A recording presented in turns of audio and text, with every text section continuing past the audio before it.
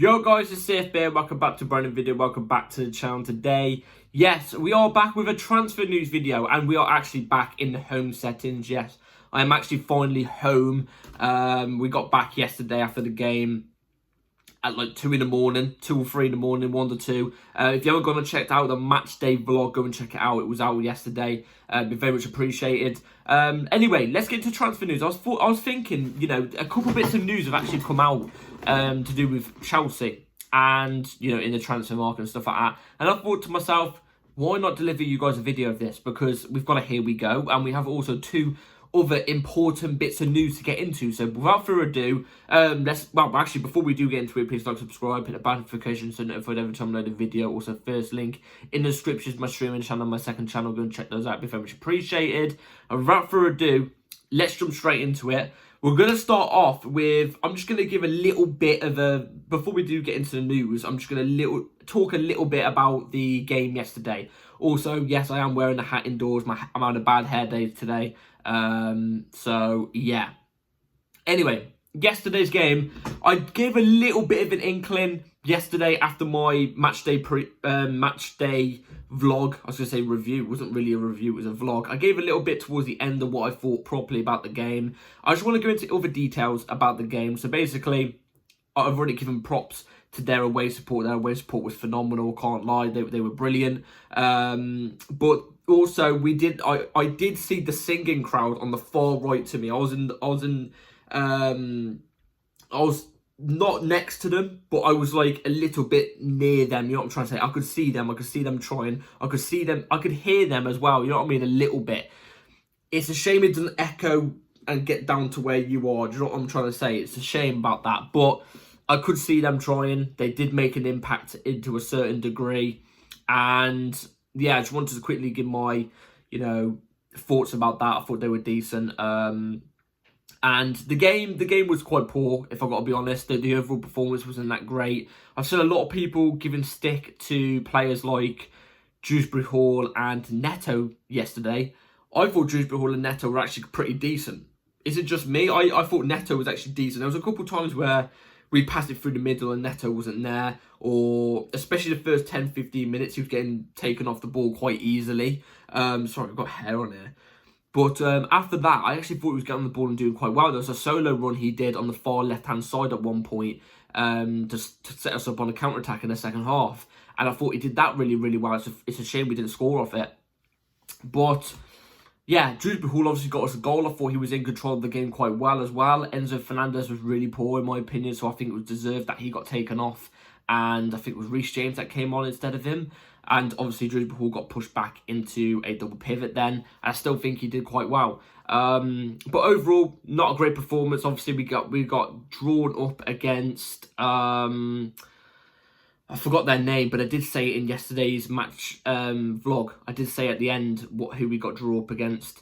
So, look, we have to see how everything else goes. The next game in the Conference League is in April, so it'll be interesting to see how everything goes. Anyway, I've jabbered on a bit too much. Now let's get into the transfer news, starting off with obviously the Here We Go that we've got. So, breaking, Chelsea agreed deal for Portuguese top talent GEOVANY QUENDA.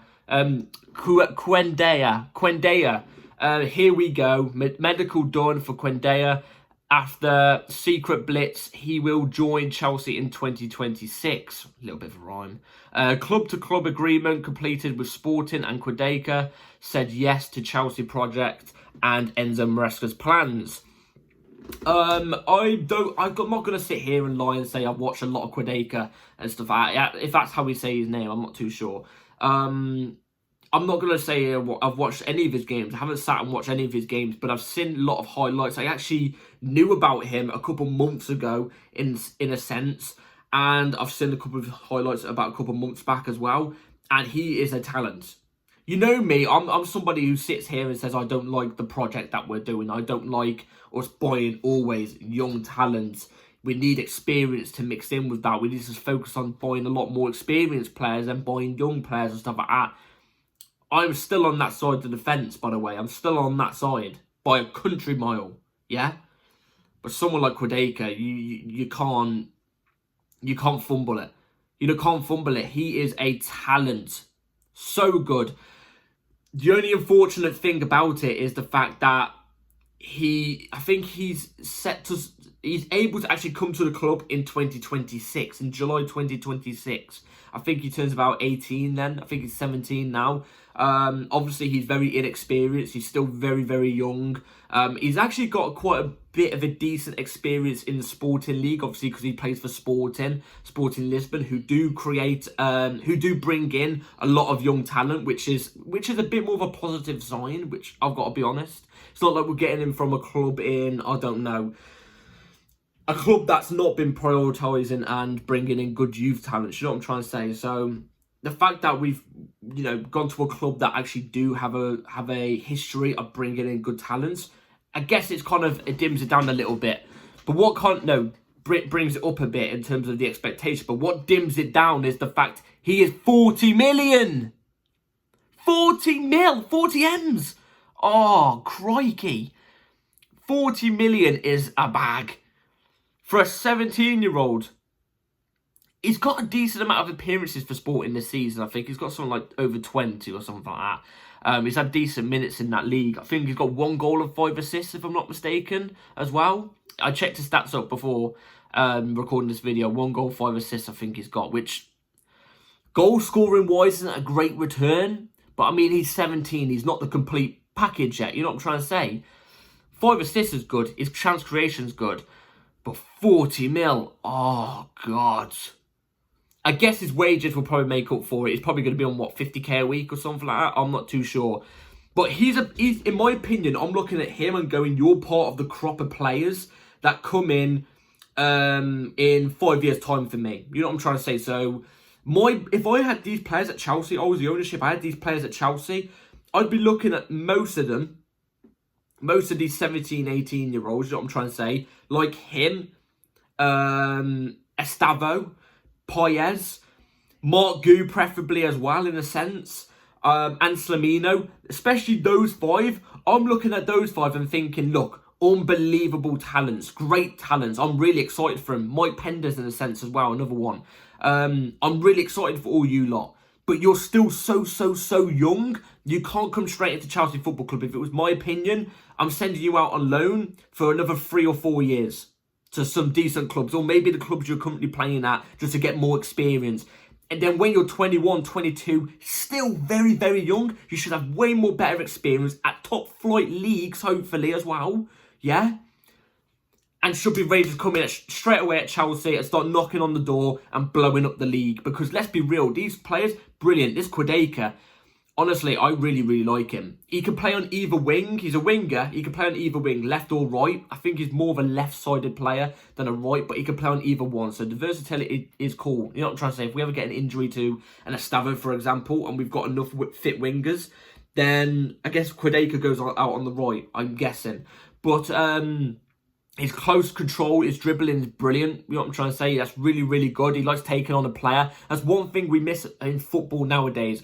A player, especially a winger, that will grab the ball and drive at a player and, even better, beat them. You know what I'm trying to say? We don't have many of those at Chelsea. We don't have many of those in football in general. Everybody's become too robotic and passes around too much. He's a player that will drive it at a full-back and beat a man.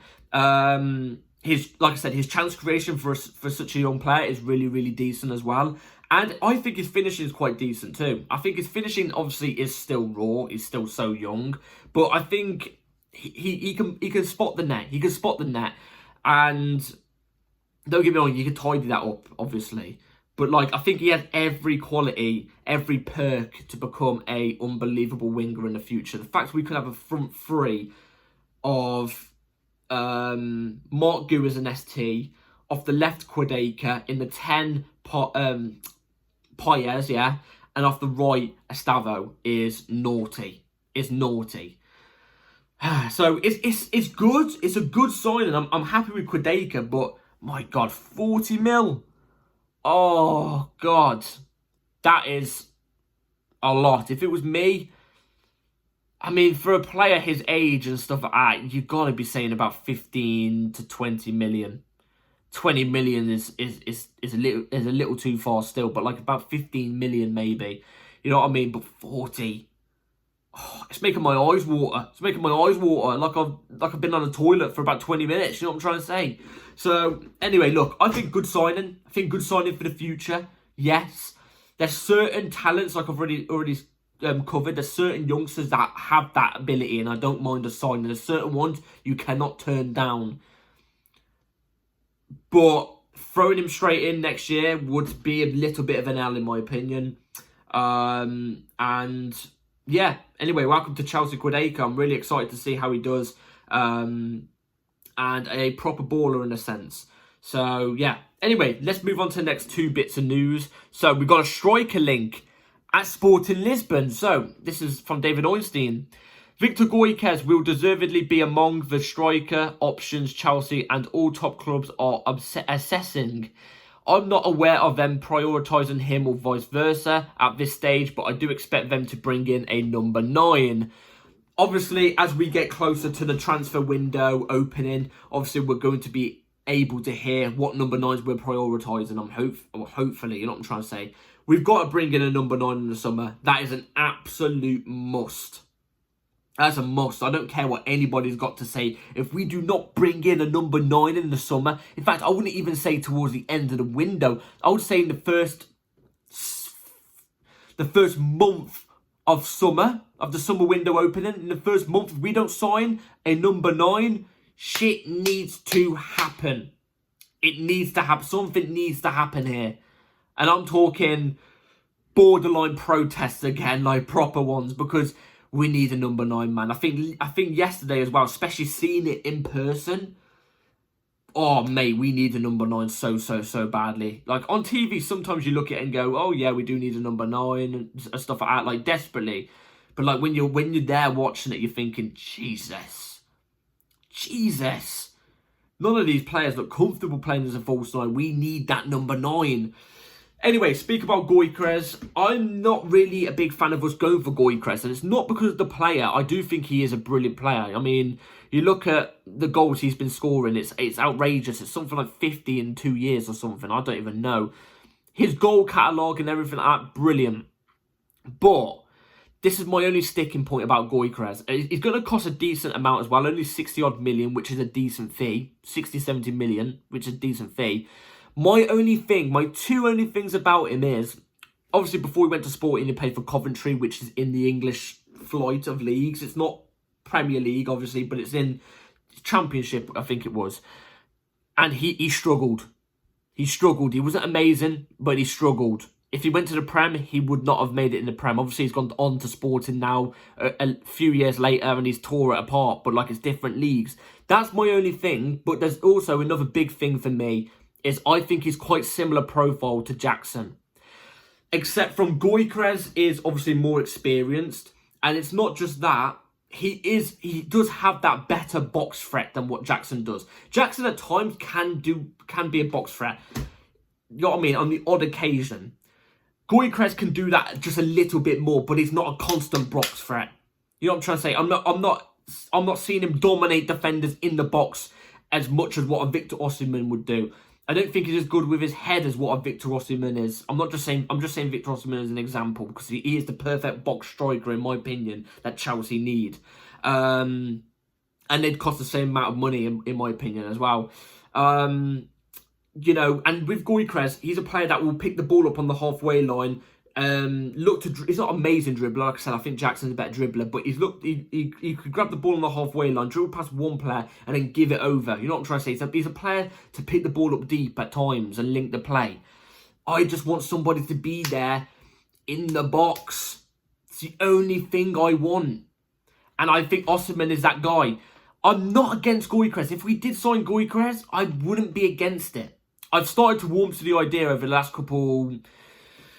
Ideally over the last couple months, yeah. By the way, look at the pecs. I've been working in the gym, obviously. But I don't know. It's just not my pick. It's just not my pick. But if it was to happen, if it's for a good fee, I wouldn't be against it. So we'll have to see how that develops. Obviously, a little bit more, just more towards the summer. There's going to be a lot of top clubs going for him. My guess is probably like your Arsenals and maybe a United as well, especially how they've got Ruben Amorim there. You know, there's going to be a lot of clubs going for him. Can we persuade him? I'm not too sure. Anyway, last bit of news. So, this comes from David Ornstein as well. As reported elsewhere, Chelsea can decide against going through Sancho's obligation by paying a fee.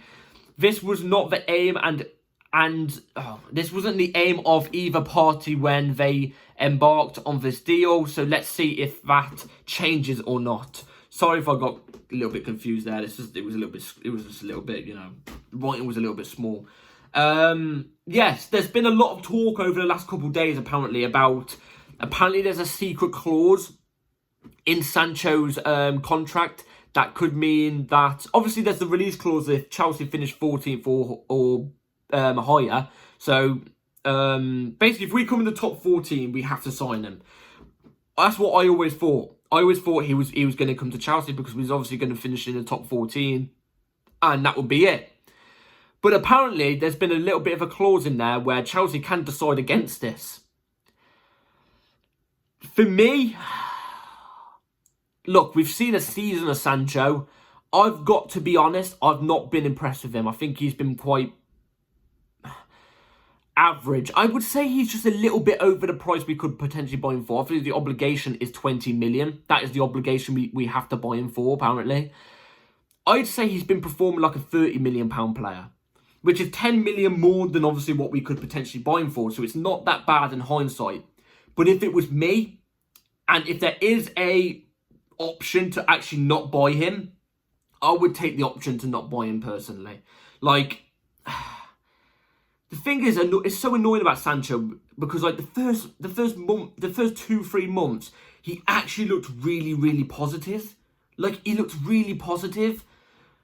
It looked like the Sancho of Dortmund in a sense. Not fully, but the Sancho of Dortmund in a sense. I was really, really happy. I was really gassed. I was thinking, oh my God, I could be wrong here.